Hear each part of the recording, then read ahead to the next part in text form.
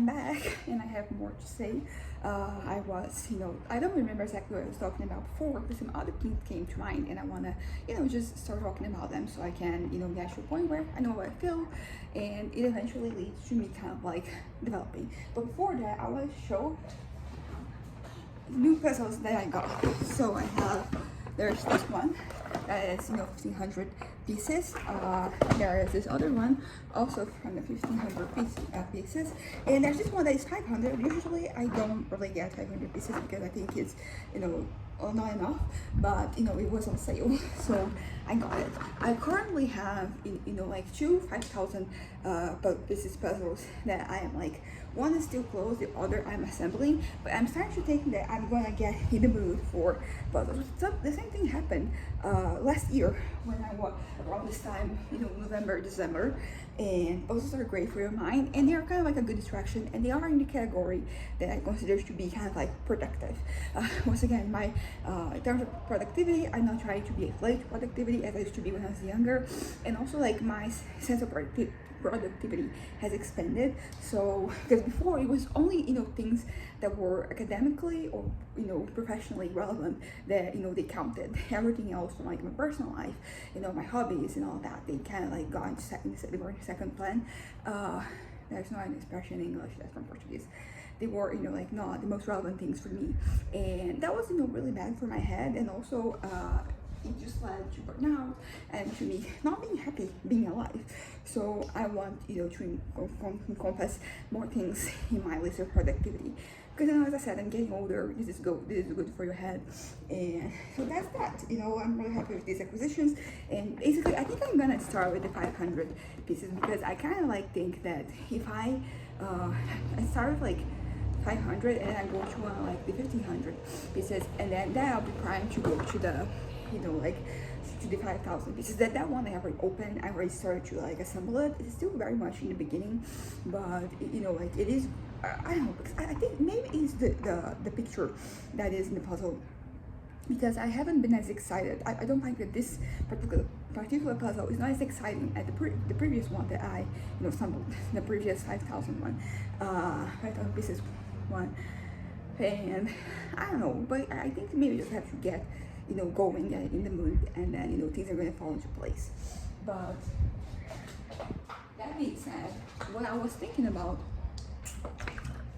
that I want to talk about is kind of like image, like your image, but more specifically having to do with like beauty and attractiveness, like whether, because here's the thing, when I look at a certain part of my teenage years, I was kind of like because I was considered to be kind of like smart, like I was academically engaged, I was involved in other interesting extracurricular activities, so I was mostly perceived as being smart, and I think that got me to kind of like forsake being because I think that there was this thing when I was a teenager that like if you are smart, you don't have to be pretty because you're smart, that type of thing.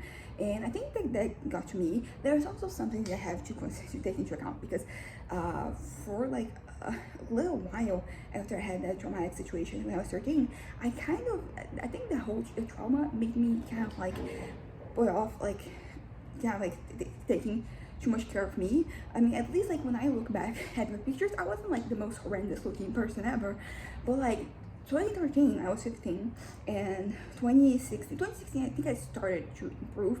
My mood started to improve, like I started doing more things, but 2013 was like a rough year for me because I did not care, and I think it's because I was so numbed by, as I said, that trauma, and that was before I had started having memories and things started to come back to me. It was way before that, and I kind of like I want to say I wasn't sloppy because I was doing the bare minimum, but like I didn't care. I was very much like, okay, I'm gonna focus on my future, because I feel like that is something that I felt like I had control over. I'm gonna do these things so I can be prepared for what I want to do in the future, and I'll be able to achieve my goals, my objectives, and all that.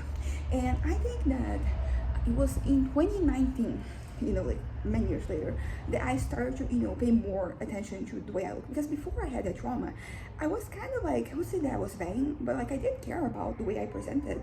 Like I remember when I was staying today, I've been remembering lots of different things from my past.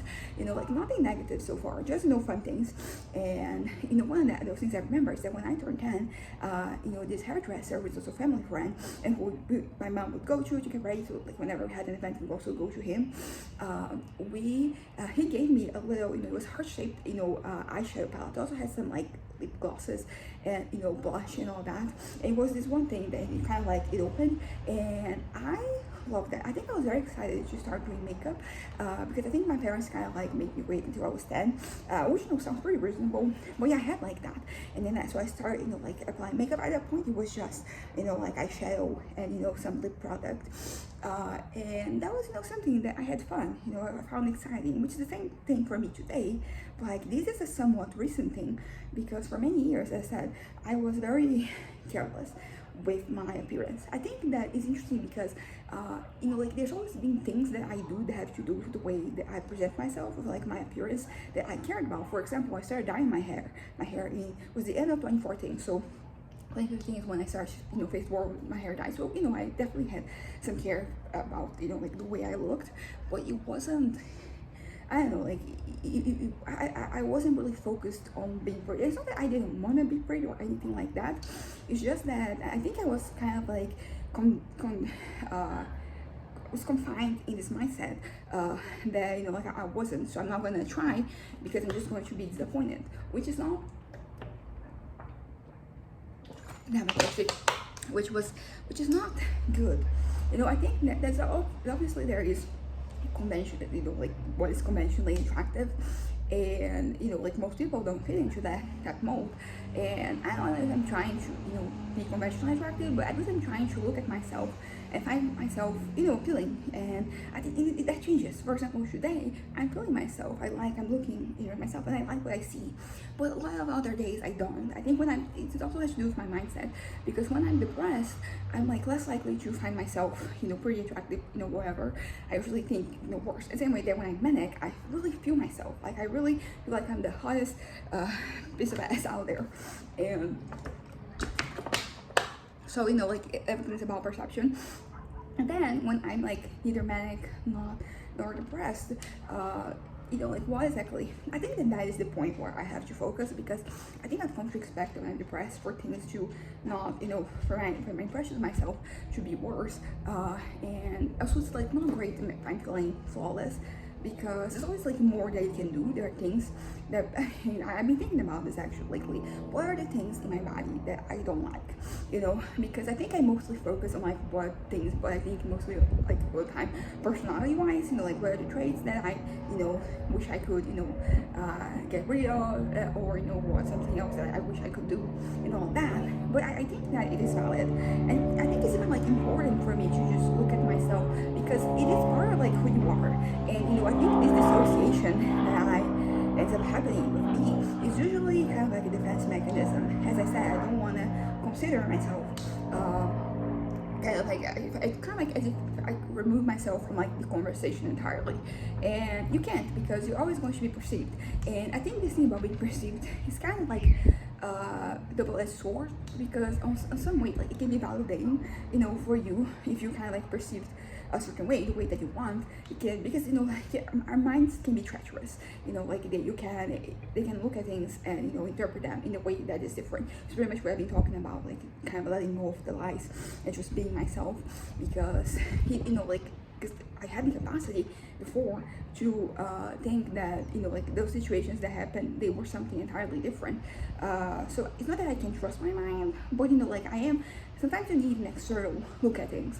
I think a good way for me to just put that into perspective is when I'm thinking about my novels, because when I'm, because if I stay kind of like in this bubble that it's just me, like of course I can perceive things that can be improved, but like if it has an external source, like it's better, because they're gonna have fresh perception of what you're writing, because I have so much context in my head of what I want to do and what what not, so it's different. Like it's it adds something. So the same way, the way that you interact with people, like the way that you kind of like you're mirrored when you're looking at yourself through other, another person's eyes, like that gives you a different perspective, about things.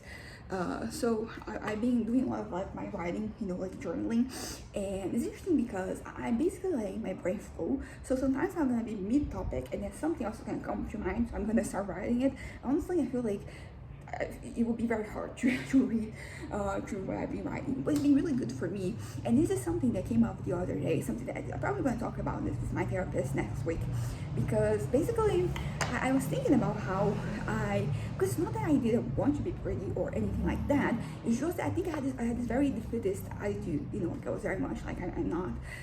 So I'm not gonna try, and that's kind of I think it's the whole thing with like my relationship with failures, right? These days I think that I'm doing really well when it comes to like trying things, even if it means that I'll fail. Because for the longest time, there were a lot of things I wasn't trying because I was scared that I would fail, and that was a whole issue for me that took me years to resolve.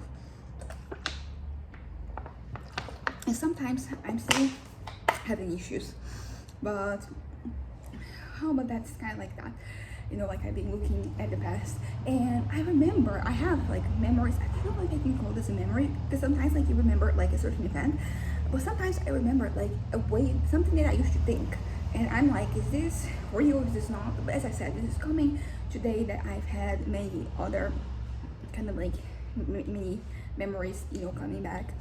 I don't know, but basically I remember, like some of like the situations, and like wanting to be, wanting to be appealing. As I said, after that traumatic situation, I think in 2012, I did a little better. I was able to get back on track a little bit, but then as I said, 2013 came, and I was just kind of like done with everything. And once again, like I don't regret the way that because I'm very grateful that I come from a very supportive and respectful environment, because I was basically being myself, and my parents just kind of like let me be and process things my way. So even like this year 2013, where I felt like I was kind of done, and I didn't really feel like very comfortable in my body physically. I don't know, I think another issue that I had is that I had some feelings, not necessarily about my body, but about myself as a whole, and they were making me feel a little inadequate. So I think that this extended to like the way I perceive myself physically. Like I something that haunted me was like my lack of experience in like various areas, because as I mentioned before, I grew up in a very Christian environment, very religious. So it wasn't until high school that I started to interact with people who were not Christian. And naturally, like there were people who were like not the right kind of Christians when I was growing up, or they were not like as Christians, other Christians, but like they were kind of like far away. After 2011, after that is a situation, I ended up getting kind of like bullying. I push people away basically, and then I ended up engaging with a new group of people, and those they were closer in terms of like Christianity. They were more. I don't want to quantify Christianity, but like they were kind of like more Christian. They were doing less mundane things, like not very secular. Like not only them, but like their houses, the place they came from. And I think that a certain way, like maybe it was once again the whole thing of like me not wanting to fail, so I just removed myself. But that kind of like continued, like this thing in my head of like me just I'm not putting myself out there, so I don't have to try. Maybe I just needed something fresh, and what ended up being fresh was the same more religion. But as I said, so like when I got to high school, like there were a lot of things that I had never tried, and I ended up like not trying them in high school either. It was more something that happened afterwards. I was pretty, I think to this day, like I was a very stereotypical, like Christian girl when I was in high school, and I think I wanted to break away from that when I, decided that I was no longer going to participate in religion. I'm no longer going to be part of the church. So it was kind of like a process. And I think that at every step of the way, I wanted to have something I didn't have, which was, like those experiences. And I didn't really have like the opportunity, because a lot of this has to do with like your family environment. So like, because there's, for example, people who start drinking when they're young, and because like their parents are kind of like, they drink and they're allowing that. My parents, they don't drink, so like I didn't get a drink. I mean, I said a couple times that like accidentally, I had, there was one time when I was in my dad's hometown, and we was like a family gathering, and then I asked for a lemonade, and somebody else asked for caipirinha. It was the husband of one of my great aunts, and they gave me the caipirinha, so I drank the whole thing. And so they told, I think I had drunk, and I was, like not even 10 at this point. Yeah, but probably I think the first time and when I did drink, it wasn't, to black out. And the thing is, like, that is not good, blacking out. I know it's like customary teenager behavior, and I saw it happening when I was in high school, but it was never me. And it's interesting because on one hand I'm like, that is not good, but on the other hand, I kind of wanted to do it. I wanted to participate.